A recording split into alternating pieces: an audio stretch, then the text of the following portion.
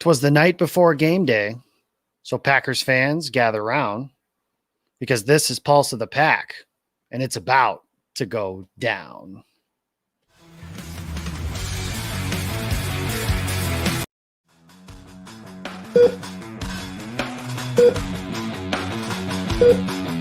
This is Pulse of the Pack. There's Bledsoe. Down he goes. And there's Reggie White. And that's that hump move.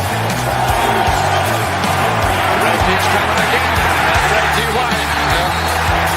Reggie White's going to take over this game right now. Begins the count. Takes the snap. He has the quarterback taken. He's able to touch down on the Packers around in front. 20 to 17. And 13 seconds showing on the clock. And the Green Bay Packers are going to be world champions, NFL champions for the third straight year. Barr lays it up for Freeman, and it's incomplete. Or did he make the catch at the 15? What are they going to roll it? He caught it. Touchdown. He did what?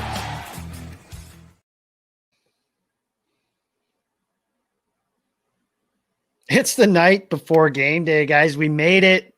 Packers Vikings is tomorrow. Football is here. No more waiting. No more wondering who can do what can do who can help the team, who can do everything for these teams. It's here. The Packers will play the Vikings tomorrow at the Bird Box US Bank Stadium. I am Jacob Westendorf. I am your host. I am live from the Game On Wisconsin studios, and I'm joined as always by my friend and co-host Jason Perrone. Jason, how are we today? I'm good. I'm in the way of the glory shot here. You guys see this? Yeah, that's going to happen a lot tomorrow. So I think I want everyone to get familiar with that, Although I will say this: if Aaron Rodgers was looking to throw a pass to Kenny Clark, he would throw a pass to Kenny Clark because he can see Kirk Cousins' nameplate. So that would constitute an open receiver. It's funny, that intro, the Favre to Freeman thing, he was not open on that play. And that reminded me of all the times that Favre threw that ball and it did not end as well. In fact, I think he threw one similar at the end of the Eagles game in 2003 after all the disastrous things happened in 4th and 26 and all that other kind of stuff too. And it didn't end that same way. But that guy was magical. He was magical, but still Aaron Rodgers time, man. I think he's gonna come out hot. So I'm excited, man. Welcome to the 2020 season, brother. It's good to be doing this. This is our 6th season together. Yeah, that it is. And hopefully it ends better than any of the other seasons have. We've never ended in championship glory, as we've mentioned several times before. So it's good to be here. It's good to be back. It's good to have football on the horizon. So let's see what's on the menu today. First and foremost, we got game day tomorrow, like I mentioned, and we have a few things that have broken today as far as news, and that is we have a few running back extensions that have broken today. Alvin Kamara of the New Orleans Saints gets a big extension. Shortly before that, our rivals to the north, purple, Dalvin Cook got a big extension. And then that led me to wonder whether or not an Aaron Jones extension is on the horizon. And as of right now, we are live here at 5:00 Central Time, the night before the game. Aaron Jones has landed in Minnesota. He's got a sombrero. He's got the sunglasses on. The lights are not too bright for him in Minnesota, as Anthony Barr, friend of the Green Bay Packers, has found out several times before that the lights are not too bright for Mr. Jones. But it leads me to wonder whether or not there's an extension on the horizon. Mr. Jones said earlier this week that him and his agent are talking, or his agent and the Packers are talking, that'll work itself out. And he's just going to focus on playing football, which leads me to wonder, Jason, I've said this before, I think, and I said this after Kenny Clark got signed, I think Aaron Jones is the next Packer to get an extension. And I still believe there's way too much smoke not to be fire. Now, that's maybe not necessarily the way that I would do things, but I think that's the way that it seems to be trending, which leads me to my question for you is that the way that you feel now? And has anything happened in the last couple of weeks, I guess, to change your thoughts on where the Packers might be heading in terms of new potential contracts? Well, today, I don't know if it's going to make Aaron Jones' agent want to change his tone a little bit with the Packers, but that's the only deal we've heard of them talking about. And we've said before, where there's smoke, there's fire. The team's talking about it. The players talking about it. chances are there's something that's going to happen, and it's going to actually happen. Rarely does it break down and not actually go through. But it makes me nervous a little bit, because you look at the Dalvin Cook deal, especially because he's had some injuries too. And if that's the going rate for Dalvin Cook, I mean, Aaron Jones to me has been a lot more productive. So what happens there? Running backs have such a short shelf life. There's really no reason for him financially and for himself and his family to take any kind of a discount. So I guess I'm a little bit more paused, but I still think that he's number one in the hopper. And I know that this isn't what we're talking about yet, but I was a little nervous to also hear this past week David Bakhtiari say that there really have not been any meaningful talks yet, and that makes me a little bit nervous. I'm not in panic mode yet, but he's a guy that I think should definitely be next in line after Aaron Jones if he doesn't somehow leapfrog him. Yeah, deadlines spur action, right? And I mean, have the Packers, whenever they've prioritized a pending free agent, I can't think of one that they've never lost, if you will. Whenever you've heard about a player that's left in free agency, they've all kind of said the same thing. Well, they've never really reached out. So if that's the case, I think that if you hear that Bakhtiari and his agent have spoken with the Packers, I think at some point a deal will get done.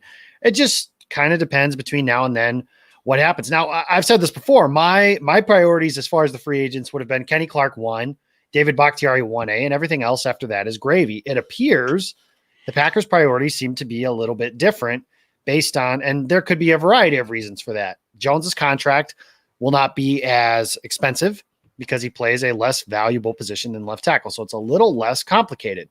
We know that.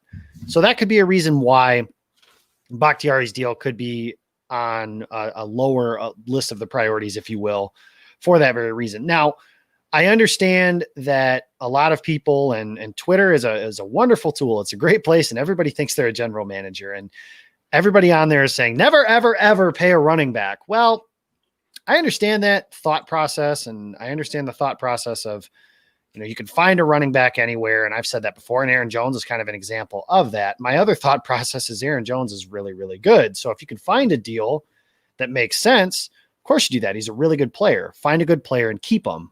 Yeah. Owen Reese is one of my friends, and he says that to me all the time. You find good players and you keep them. Okay, that makes sense too, doesn't it?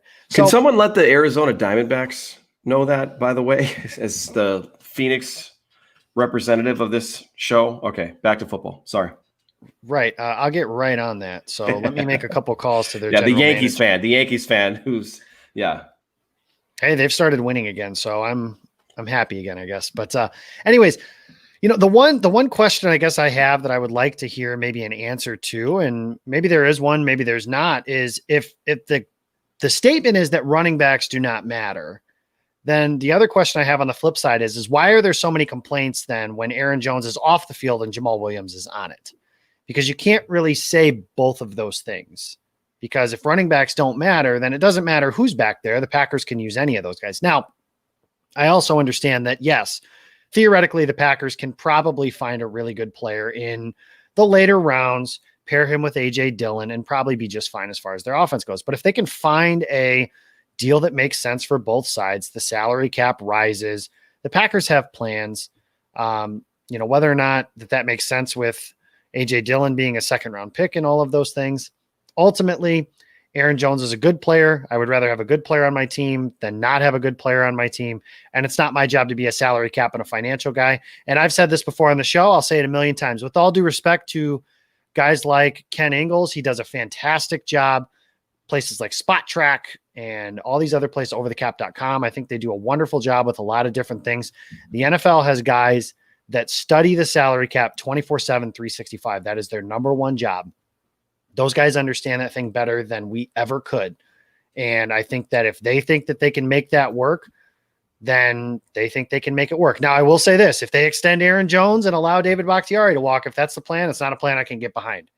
But in any circumstance, I don't understand the idea of letting a franchise left tackle walk under any circumstance, regardless of who the other free agents are. David Bakhtiari. Unless they're my age, then maybe. Well, I mean, listen, if they're your age, and that's a modern miracle that they're still playing in the NFL. I mean, nobody has played in the NFL in their mid-60s. So that's impressive in any other way. So that is correct. Jason, walk me through it here. What are some of your thoughts on a potential Aaron Jones extension? Because I am already, I don't want to say resigned to the fact, because obviously I think it's a good thing if Aaron Jones can stick around for a few years.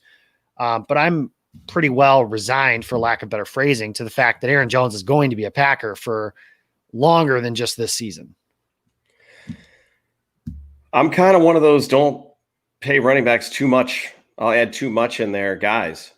So I think you're right. I think he's too valuable to the offense to let him go, but you're probably going to have to shift a little bit here and move some things around. Now this is where the salary cap is a myth theory gets tested, because if you pay Jones more than you thought you had to because you really need him, and look, one of the defenses that some of those people who want to argue about Jones being off the field, Jake, is probably because of what he's done in the passing game. They're like, well, yeah, he's a running back by position, but really him coming off the field takes away a lot of those wrinkles in the passing game. Okay, that's fair. And Aaron Jones, if I'm Aaron Jones and my agent, I'm like, hey, look, I'm a hybrid receiver / running back. I line up here and there. Was it Jimmy? Who was it? Jimmy Graham in his first extension where he tried to claim like, hey, I'm a wide receiver. I want wide receiver money. Which, listen, having watched him block for the last 2 seasons, just throwing that out there. So I want it to happen. I'm a fan of Aaron Jones. I do think the Packers should find a way to bring him back. I'll be very interested. I couldn't even begin to throw a number out there at you and try to pretend like I know. I have no idea what Aaron Jones is going to be willing to do, because the reality is he might say, look, I want to be in Green Bay. I want to play with a good quarterback, a good head coach. I'm on board with Jordan Love eventually too. You assume that Jones is going to play long enough that he's going to move into the career of Jordan Love eventually. But when guys take deals that aren't as big, I don't know what kind of unspoken or what kind of pressure or flack they get from around the league, from the NFLPA, from their player, from their teammates and all that other kind of stuff. That's none of our business. It's really kind of up to the player. But I just think of all those things. And I say that to say I'm putting myself in Aaron Jones' shoes. What would I do? I'm going for the money. And if the Packers, then the Packers do need to draw a line in the sand. And I think because of the guys that you mentioned, Russ Ball, Brian Gutekunst, all those guys that are doing the financials, they'll make a wise decision. I'm just really curious to see if what went down today won't change the tenor of what they've talked about already. Yeah, and we're not privy to those conversations, so that'll be interesting to see how that goes. And looking ahead too, I mean, we've just talked about David Bakhtiari and Kevin King. I mean, looking ahead too, did you guys see the deal that DeAndre Hopkins just got from Jason's favorite team, the Arizona Cardinals? That might mean a thing or two for Mr. Devontae Adams too, as to whether or not the Packers are going to be able to afford to keep him around as well. Devontae Adams is already better than Nuck, so it's you throw that in there. Yeah, I mean, that's going to be a big money extension for that as well. Let's run through the sand here a little bit. Let's bring the Hoff in here. Kyle, let's jump on in, see what you've got to say on some of this Aaron Jones stuff. Welcome, Kyle, everybody. Kyle's our producer, so he's behind the scenes again here. Kyle, just some quick thoughts here on Aaron Jones potentially getting an extension. Again, I think this is kind of jumped into the foray of being a formality. I think this is going to happen. What are your thoughts on it happening? See, at first, when they initially had drafted A.J. Dillon, my thought process was, well, they're probably going to move on from Aaron Jones after this season. And after listening to what Aaron Jones has said, there's been advanced talks in their extension, a potential extension. Now I'm not on board on that anymore. I really do think that at this point right now, Aaron Jones does get extended. But like what you guys have mentioned already, at what cost with having to re-sign David Bakhtiari, like, You can't give Aaron Jones too much money because you're taking away from David Bakhtiari, who I think should be the next priority now, signing after Kenny Clark got his deal a couple of weeks back. So I don't want to be boring, but I pretty much got the same exact opinion as you guys. So, well, I will say this: if this is Madden, and I'll be honest, guys, I think we all have played Madden, and let's be honest, when you play Madden, you don't turn the salary cap on. Nobody keeps the salary cap on when they play Madden because we all want to keep the same players. And when this dude's a big free agent, I don't want to care about signing him. I just want him on my team. All the rest of that stuff, I don't play GM. When I play the game, I want to play the game and I want to have this awesome player on my team. From a Madden standpoint and from just a fit standpoint, AJ Dillon and Aaron Jones are a perfect combination Absolutely. that fit together for each other. And I think that is part of the Packers thinking. Unfortunately, this isn't Madden. So that's part of some of the choices. Brian Gutekunst has said it before, that the priorities haven't changed. Ultimately, it comes down to choices. I just hope that the choice is between, because I can live with the choice of Aaron Jones over Kevin King. And this is with all due respect to Kevin King. I think he's a good player. But if you're just comparing who's a better player between Aaron Jones and Kevin King, you're picking Aaron Jones thinking he's a better player, but Kevin King plays a more valuable position. That would be your reasoning for picking Kevin King if you did. He plays cornerback. That's a more valuable position than Aaron Jones, the running back. Aaron Jones is a great running back. Kevin King is an above average to good cornerback. I can live with picking the great running back over the good above average to good cornerback. And that's if King is good and you're betting on his health and all that sort of stuff too. I can live with that. I can't live with picking a good running back over an elite left tackle. I can't live with picking almost anything over an elite left tackle. Like, I mean, if you make the list, for me, I build the list. Is quarterback 1, left tackle or pass rusher? They're interchangeable at 2 to me. So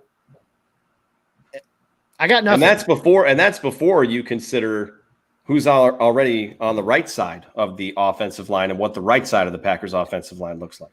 And it's before you consider the fact that it's different if, like a few years ago, not to stir it up, but I mean, 5 years ago, the Packers, David Bakhtiari, when his first contract was expiring, they drafted Jason Spriggs.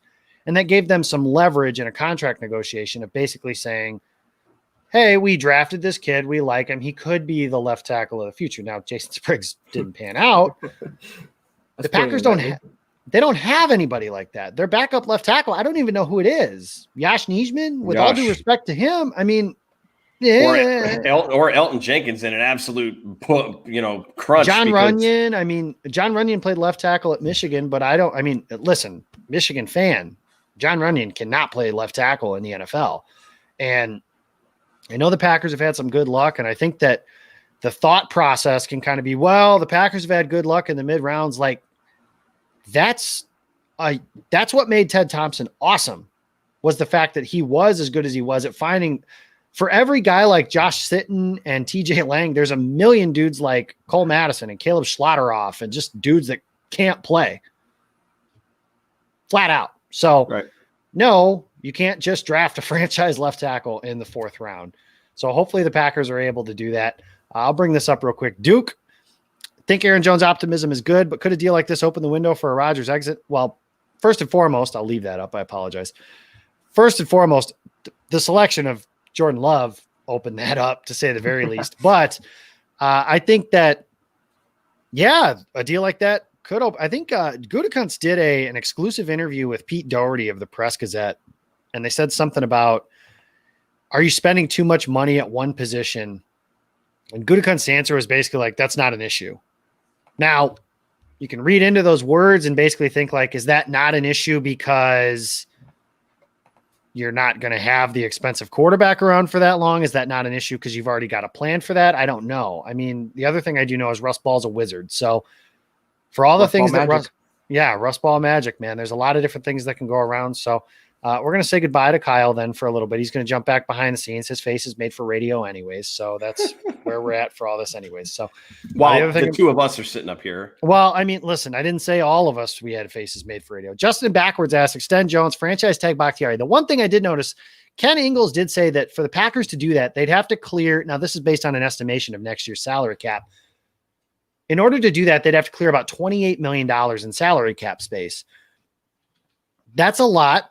So, I mean, newsflash, there's great analysis, guys. You can come here I got it all week. I got everything for you. By the way, the Packers play football in the NFC North, and I got hard-hitting analysis all week for you guys 16 here. games. Yeah. 16 games, and 7 teams make the playoffs, and the Packers wear green.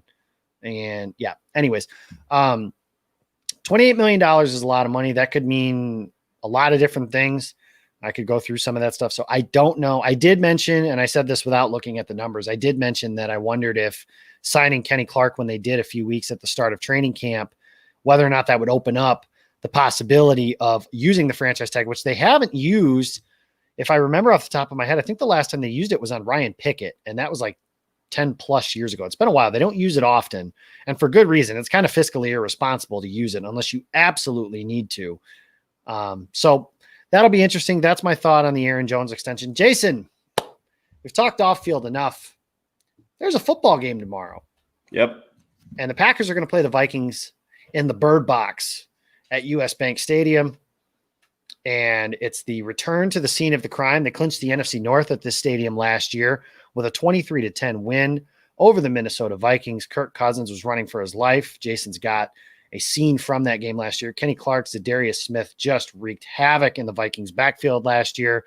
Aaron Jones clinching touchdown run down the sideline after he was told that the lights were too bright for him. So let's start breaking this thing down, Jason. When the Packers are on offense, the first thing I want to know is, for all the talk about the Vikings and their running game and Dalvin Cook and how the Packers aren't going to be able to slow him down and blah, blah, blah, blah, blah. Aaron Jones ran for over 100 yards in both games against the Vikings last year. He averaged more than 4 yards a carry in both games against the Vikings last year. He ran for $150 and 2 touchdowns last year. Tutties, Vince, if you're watching, last year against the Vikings. Why is there no discussion about, there's so much discussion in the national media and even some of the local media about what the Packers can't do against this Vikings team.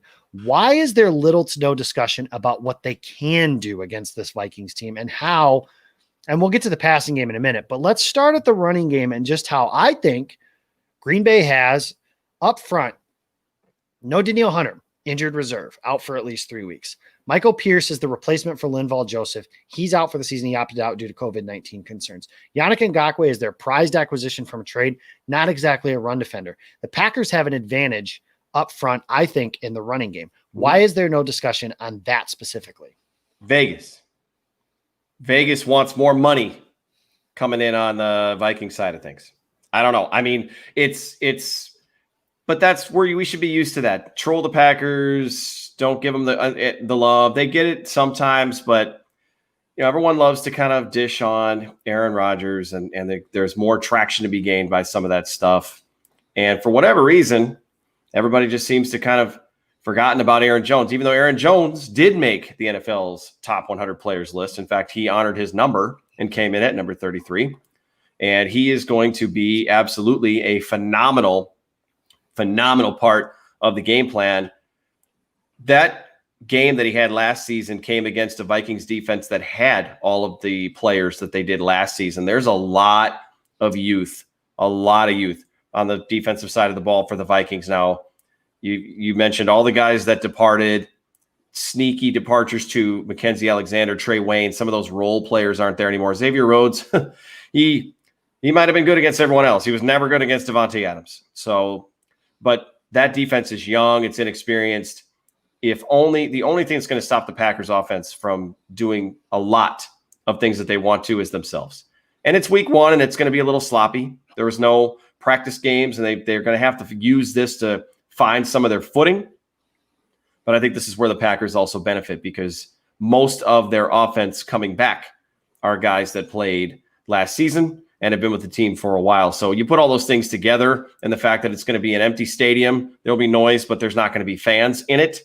I think that this is a game that really could have been different if the Packers had to play it late in the season this year like they did last year. I think getting it in week 1 this season, especially with nobody having played games so far, is another big advantage to the road team. But just look at the spread, Jake. I mean, Minnesota being favored is interesting to me. So there's a lot of weird things going on.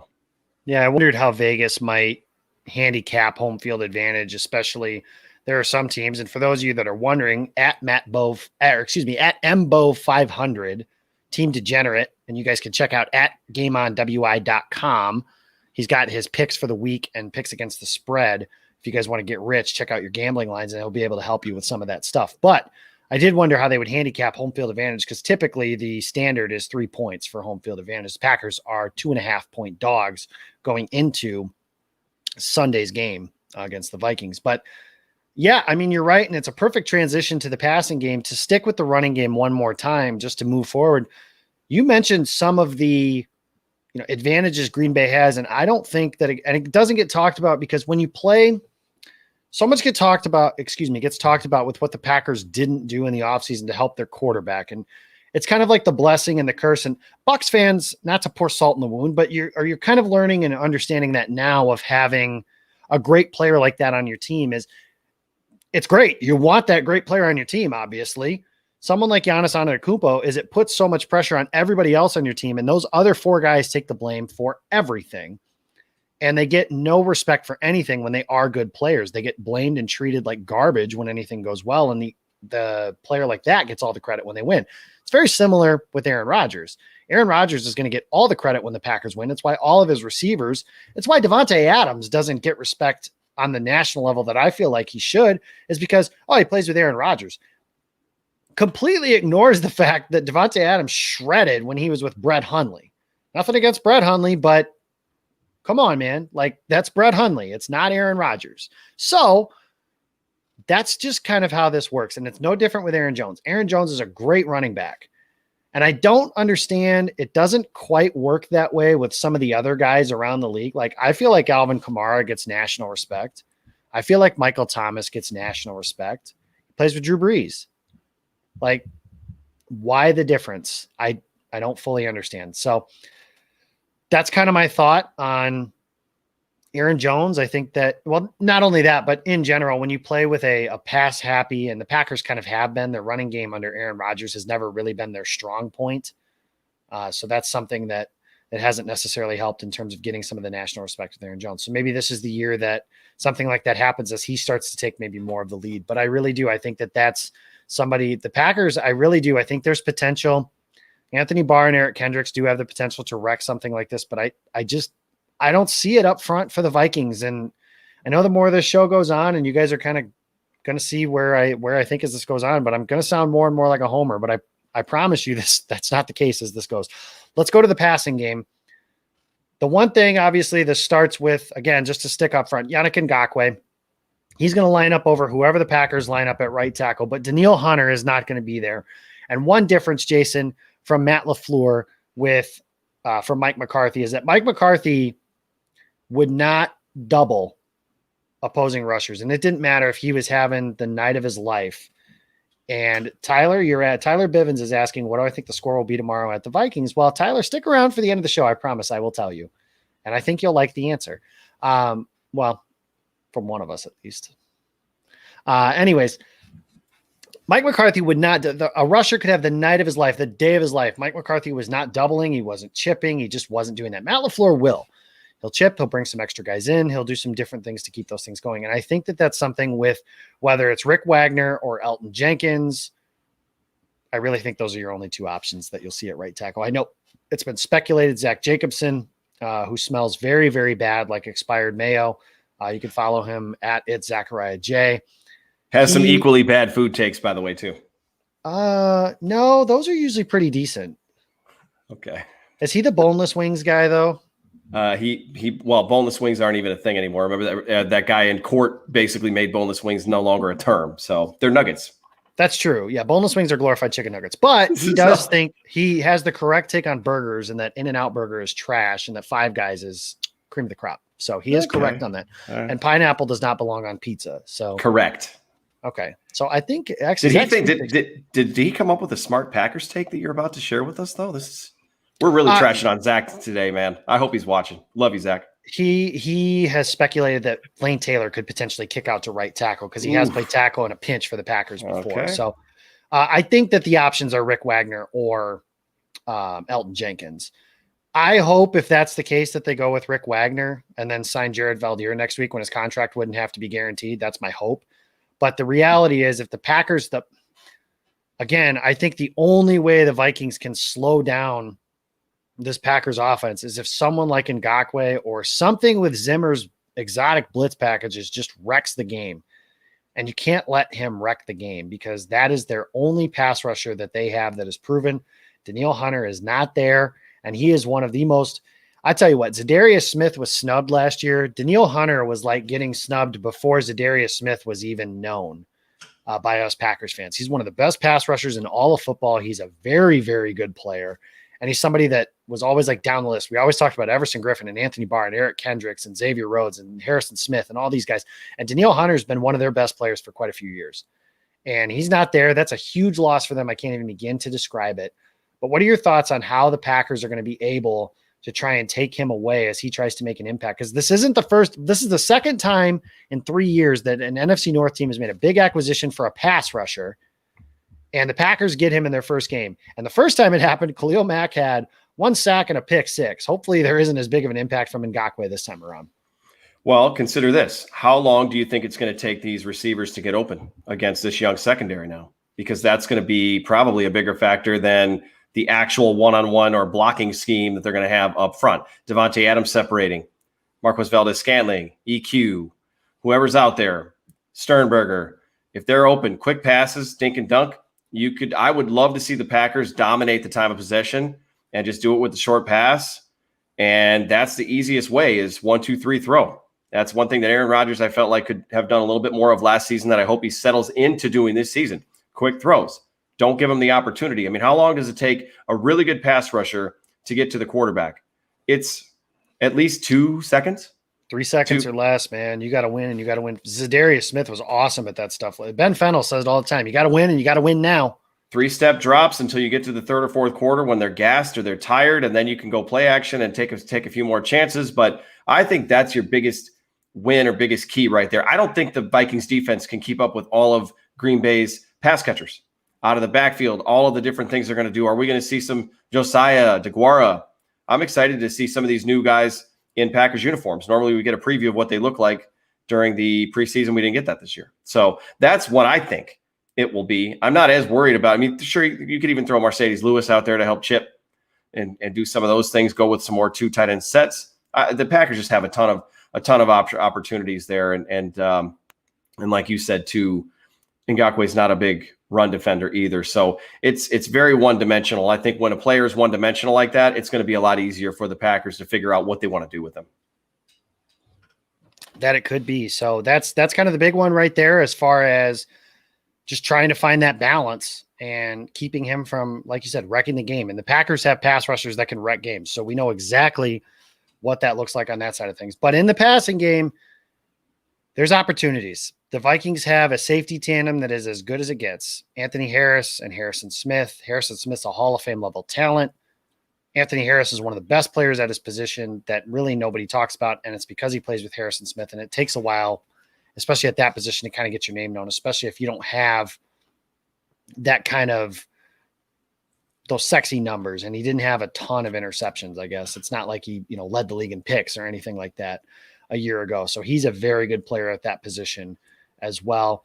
The cornerback position, you've got some turnover there, though. Xavier Rhodes gone. Trey Wayne's gone. Mackenzie Alexander gone. Those were their 3 starters last year, or at least 3 of their 4 main contributors last year. Mike Hughes is going to start. Holton Hill is going to be the other starter. They drafted Jeff Gladney early. They drafted Cameron Dantzler early. That's a lot of youth, and the Packers have this guy named Devontae Adams. He's pretty good. I don't know if you've heard. Alan Lazard is going to be the team's second wide receiver. Even if you're not that high on him, you have to like his matchup against somebody that's making one of their first starts, or their first start in the case of someone like Gladney or Dantzler would be if they choose to start those guys. There's plenty if you're still not convinced, go back and watch how he played against an elite cornerback who wasn't probably playing with a lot of intent for the Detroit Lions in Week 17 last year, and that was Darius Slay. There's opportunities in the passing game is what I'm boiling this down to, and especially if there's time to throw. I just think there's so many different things that the Packers are going to be able to do to try and exploit this secondary. Again, Mike Zimmer is going to have to coach his ass off to try and disguise things and get things through. And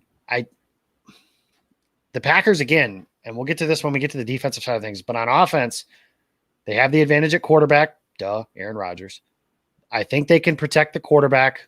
And in the secondary, they couldn't guard Devontae Adams last year, which I think is a large part of the reason they are kind of rotating through some of those guys at cornerback. But I haven't seen anybody that they have now that can cover Devontae. So with that in mind, Jason, can they cover Devontae? Nope. Devontae Adams is going to have a day. So how are they going to stop the Packers passing game? No, they're not. That's what I was saying is especially if they perfect the quick pass, forget it, man. Pick your poison. Aaron Rodgers is going to have all of his options available to him. Mike Hughes is a good corner, but he's coming back off of an injury. A lot of youth, and at that position, a position of such great value that you mentioned earlier when we were talking about Kevin King, the Vikings are absolutely rolling the dice. You want to know how the Vikings are going to stop the Packers passing game. I want to know how so many people think the Vikings are going to win more than 10 games and win the NFC North. That's what I'd like to know. I'd be really curious. Listen, they're a good football team, and they're going to be in the conversation, but I that's what I'd like to know. They just have so much youth and so much to replace from what they were doing before that I don't get it. Neither do I. So silence. That's offense. And now let's go to the defensive side of the ball. And with the Packers on defense, it starts up front because that's where it starts for the Packers. The biggest strength, I think, on their team is their front. And if they have a front four of the Super Smith brothers, Zadarius Smith and Preston Smith, then you have Kenny Clark pictured behind here. And then you have Rashawn Gary, my son, who hangs out with us. That could potentially be as good as any foursome in the entire NFL if Rashawn Gary takes the step it appears he's taken in training camp. Now, granted, training camp is just training camp. Mm-hmm. Doesn't mean anything until it's proven on the field. But if he proves it on the field, that's a scary group for this Packers team. And against this Vikings team last year, with a group that largely included a Kenny Clark that was hobbled until the end of the season, and Zadarius and Preston Smith, and really nothing from Rashawn Gary, with all due respect, the Vikings couldn't block them. Jason, what has changed? Nothing. Rashawn Gary's in great shape, and he's tearing everybody apart in practice. So good luck. Absolutely good luck to the Vikings. Man, that front is going to be motivated. Zadarius, Preston, everybody. I mean, I'm hoping to, gosh, I might have to surprise you at the end of the show. I know it's in writing, but I don't know. This conversation is kind of making me feel a little dumb. For those of you who aren't exactly sure what I'm talking about, you should know if you watched our season preview show last week. If you haven't, shame on you. Go back and watch it. You have not done your homework. And you haven't even talked about the other schematic things that the Packers can do. One thing that I'm looking forward to seeing is what Mike Pettin is going to do with his safeties in terms of getting after the passer. Raven Green hopefully can play. He's questionable, but I think he's, correct me if I'm wrong, I think he's got a decent chance to play because there's no probable designation anymore. So he's listed as questionable. Darnell Savage. Would I love to see Darnell Savage go full Leroy Butler and grab 2 or 3 key sacks this season? Absolutely. I mean, that's you were just talking about the front, but I'm talking about the entire defense here. And if the Packers build any kind of an early lead, they're going to have so much in their arsenal that they can turn to. Good luck is all I can say to Minnesota's offense. Yeah, this team's definitely built to get ahead and then get after the quarterback. And if they can do that, man, like you said, good luck, because if Z and Preston can smell blood, and then you've got guys like Rashawn Gary and Kenny Clark and Kingsley Keke, who they said has taken a step, and some of the blitzes they can do with Christian Kirksey, and Adrian Amos was good at that last year, and Jair Alexander and Chandon Sullivan's been good at that when he's been asked to, and just there's so many different things Mike Pettin can do if they're able to get ahead. Now, the ground game is a concern. Packers still they didn't do a ton to improve that, I should say. They signed Dalen Mack to their practice squad earlier this week, but he's on their practice squad. He won't play tomorrow.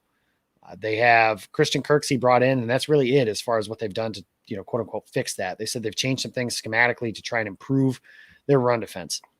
How much that matters remains to be seen. Now, if the Vikings can club them over the head with their running game, yeah, that's something that they could do to kind of keep that game in their favor. But last year, they really didn't do that. Dalvin Cook had one huge run, and other than that, they really kept things relatively sensible. It was about 4 yards a carry in the one game they played. Their second game that they played against each other, Dalvin Cook didn't play. Alexander Madison didn't play, and it was kind of a wash. But the Packers really held their own in the ground game that particular evening, and they just dominated defensively that night.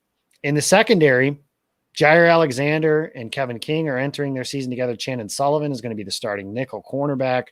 Darnell Savage, Adrian Amos are obviously still around. Stephon Diggs is not, and Stephon Diggs has played very well against the Packers. Adam Thielen has had some moments, but Diggs has performed better of the two players, specifically against Green Bay. I wonder if you're going to see Alexander shadowing with Thielen as they go through things tomorrow. And this is kind of my thing, is the Packers do have some questions on defense. And as far as the passing game goes, the nickel cornerback position is one of them. I just don't know if the Vikings have the ability to exploit it, because Olabisi Johnson isn't somebody that's going to strike fear in the opponents. So if that's the case, you don't have to worry too much about that. And Justin Jefferson's a rookie who missed some time this training camp because he started training camp on the COVID-19 list. So that's development time he missed. And I love Justin Jefferson. I thought he was the guy to fit this Packers offense during the draft. I would have banged the drum if they had traded up for him. I'd have been completely on board with that. Didn't happen. So obviously Minnesota got him. I wasn't very happy when that happened, but it did. And that's where things stand at the moment. That being said, I think this is going to be a year where it might take a while for some rookies to make an impact, and especially at a position that requires some nuance like receiver does. So the Vikings are asking a rookie to step in and be their number 2 receiver right away. Now, they do still have Kyle Rudolph, who typically plays well against the Packers. Jason will tell you all about that. Irv Smith Jr. is somebody that the Packers fans, I should say, really liked as a tight end that they could have potentially drafted. And the Vikings, I think, could do some stuff with that double tight set and potentially try and run the ball, and maybe the illusion of complexity type stuff that they could do out of a 2 tight set with running the ball and passing the ball out of running formations. But overall, I think this secondary is set up to hold their own against this Vikings passing game as well, even if their rush is not able to get home. Jason, what are your thoughts on that?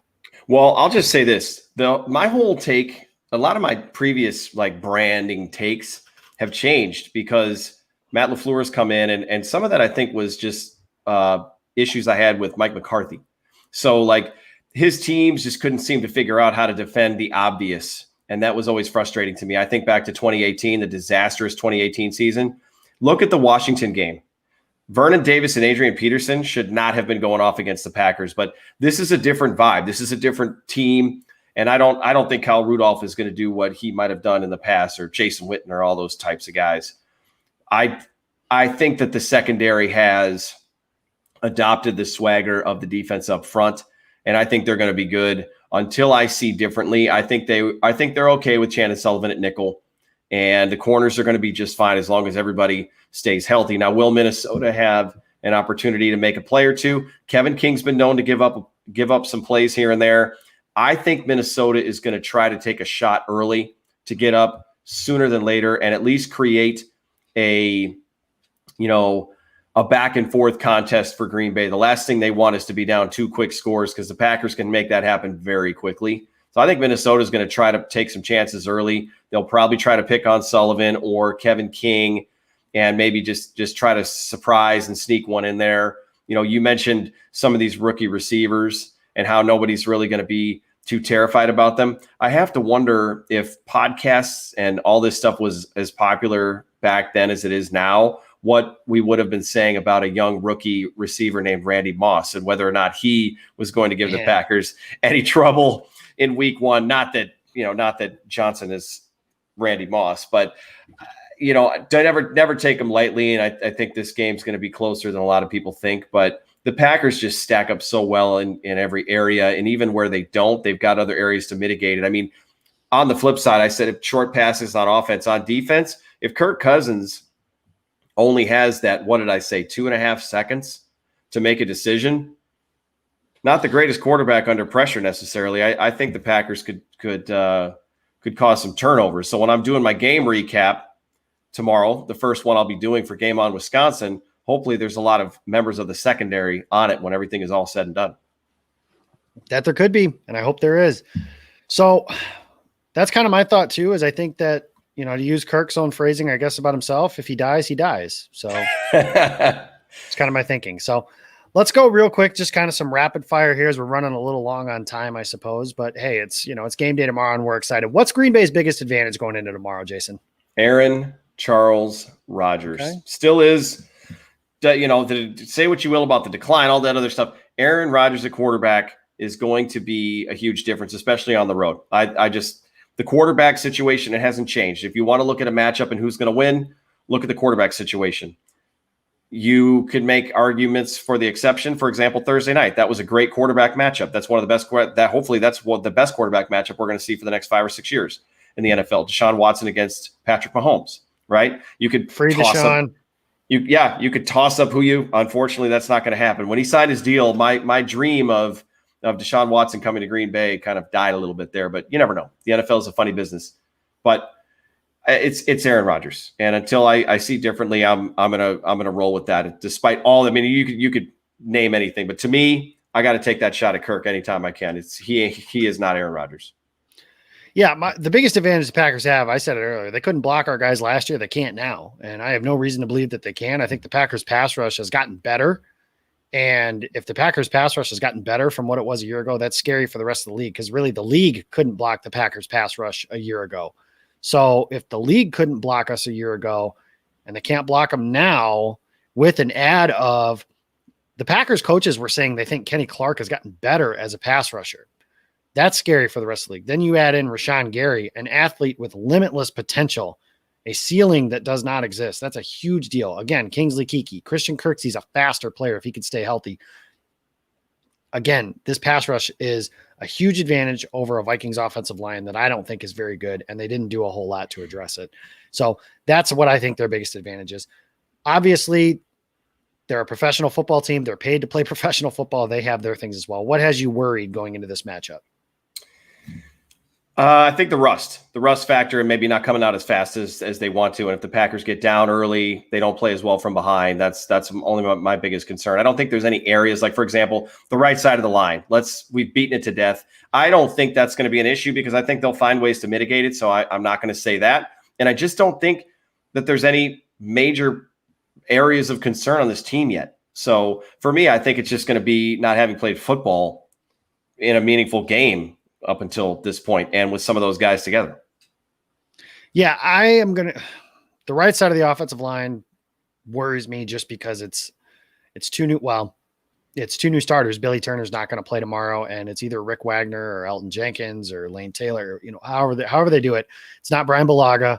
And like I said, there is potential for someone like Yannick Ngakoue to wreck a game like that. So that worries me. And Mike Zimmer's a really good coach. He's got a really good way of being able to scheme some stuff up like that. And a road game early and in a weird season, week 1 is kind of weird anyways.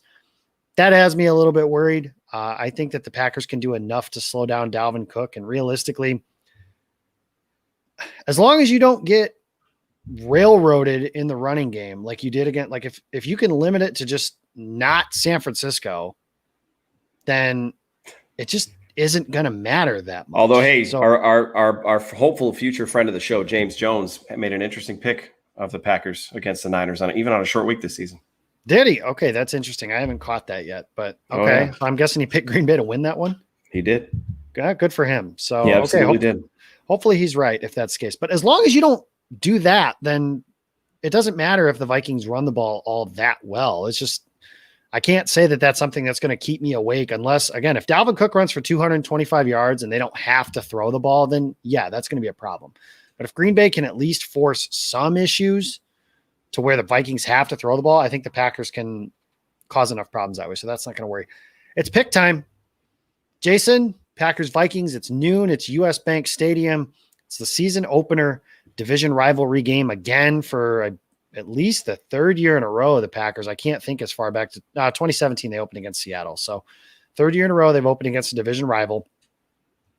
Simply put, who you got? Well, if it matters, for a little bit of breaking news. So the Packers have 2 extra roster spots to fill on game day this year. And so I am seeing that they have promoted Chris Barnes as well as Tipa Galea and John Lovett to the active roster for week 1. So Galea and Lovett are your 54th and 55th guys. Chris Barnes is taking the place of someone or an open roster spot that had not been filled. So just wanted to note that. I don't think either of those 3 are going to play a huge role on offense or defense, but maybe on special teams. I picked the Vikings in the season preview show a week ago, and I guess I'll stick with that pick just simply because it's a weird week 1. I don't have any reason to go with that pick, but after I said my brand had changed, and here it is not changing. So I don't think it's going to be because Kirk Cousins outduels Aaron Rodgers. I think it could just be some simple mistakes that the Packers make, and maybe they beat themselves a little bit because, like I said, in every area the Packers seem to be the better team. So yeah, I got Vikings in a little bit, maybe not even 24-20 anymore, but we'll go Vikings somehow to eke it out. But it's week 1, so the Packers have 16 other weeks to figure it out. Kyle, come back. I'll let you go second. I'm a gentleman, so you added your little pick in here. So tell us who's going to win and why. So I have the Packers winning 27-17. I think, you can really simplify this game down to the point where I think who controls the time of possession for the majority of the game, because that's going to be the team that controls the run game. And I think the team who controls the run game wins the game. And based on what I've heard between you guys and based on my own personal opinions, I think it's the Packers who do it just because of how, multi-dimensional this offense can be with, you got Aaron Jones, Jamal Williams, A.J. Dillon. You throw in Tyler Ervin too if you really want to. And that's what I got. And I think the pass rush is going to be too much for Kirk Cousins. And to take a line from Anthony Barr, I think the lights are going to be too bright for Kirk Cousins. So there you go. All right, I'm going to ask you guys individually. Can they block our guys? No. No? Okay. Nope. Not going to win up front. Can they cover Devontae Adams? Nope. Do they have enough pass rushers to wreck the game on the other side up front? Not really. I don't think so. Can they – I already asked if they can cover Devontae. Do they have an advantage at quarterback? Nope. No. Okay, so the Packers have an advantage at quarterback, pass rush, pass coverage. Can they stop our running game? I would think they're going to have trouble doing that too, because, like I said, Ngakwe's not a run defender; he's a pass. Okay, rusher. So why the hell is this game going to be close? You tell me what matchup Minnesota has. I've heard all week. Listen, Packers fans, you guys are great people. You guys are awesome. You guys have been ladies and gentlemen all week to these purple pansies as to why this game is going to be close. Right here. It's not. We are going to go to Minnesota tomorrow, and it is going to be an ass kicking. Green Bay turned the ball over 3 times last year in that dump, and they won 23-10. They tried to hand the game to the Vikings on a silver platter, and they wouldn't do it.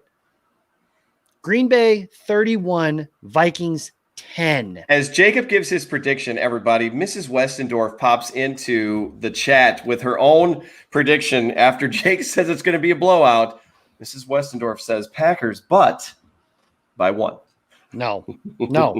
Listen, the Packers are better. Their offensive line is better. Their defensive line is better than their offensive line. The Packers quarterback is better than their secondary. The Packers secondary is better than their quarterback and their receivers. The Vikings have no discernible advantage that matters.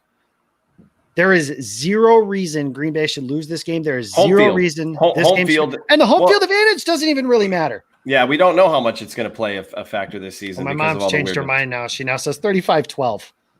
Oh, now she's going the complete opposite direction. All right, so there you go. I am nothing if not convincing. So there you go. There you have it, guys. This game is not going to be close. If the Packers play a B+ game, they should win, and they should win big. And if you want to know how the rest of the team sees it, we've got a post going up at Game On Wisconsin tomorrow, Sunday morning before the game, if you want to see how it shakes out in the minds and the hearts of the rest of our squad.